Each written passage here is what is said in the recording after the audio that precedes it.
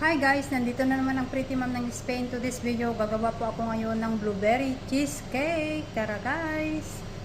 Ito po yung mga ingredients. Mayroon tayong gelatin. 8 pieces po ito guys na gelatin, pero pinas ko na siya guys. At ibabad ko siya ng tubig mamaya.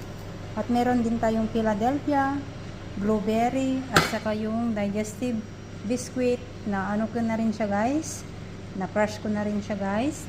And meron din tayong nata montar. Tara guys. At meron din pala tayong butter. Ayan. Ayan, i-mix ko na guys yung ating butter at biscuit.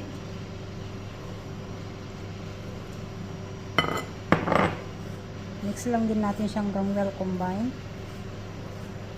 Then, ilagay ko na dito sa molder. Saka natin siya i-flat. I-diin lang natin siya mainigas para hindi pag kinat na yung ating cheesecake, hindi maghiwa-hiwalay yung ating biscuit. Ayan na siya guys, at ilagay ko muna siya sa chiller. Ayan, dito sa bowl guys, i-mash na din natin yung ating Philadelphia cheese. Then maglagay ako ng konting vanilla. Mix natin siya guys hanggang well combine. Ayan, set aside lang natin siya. Then i-mix na rin natin guys yung ating nakamuntara hanggang mag-double size yung kanyang texture.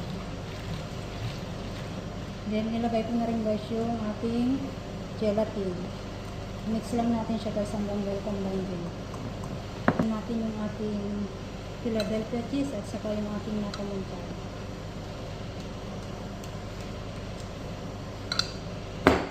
Ito na rin guys yung ating blueberry. Then mix it guys.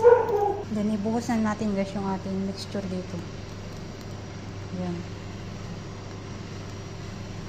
Ayan, tinakpan ko lang muna siya guys ng cling film at ilagay natin sa fridge for the whole night. Saka natin lagyan ng jam sa ibabaw bukas.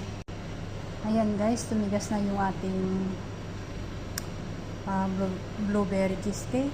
At ngayon, lagyan ko lang siya sa ibabaw ng blueberry jam.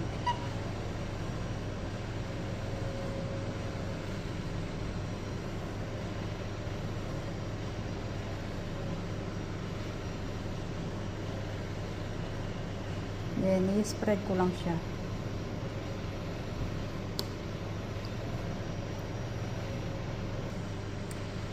Yan, i-spread ko na siya guys. Sana po nagustuhan ninyo yung aking ginawang blueberry cheesecake. And don't forget to subscribe guys. Thanks for watching. Bye-bye.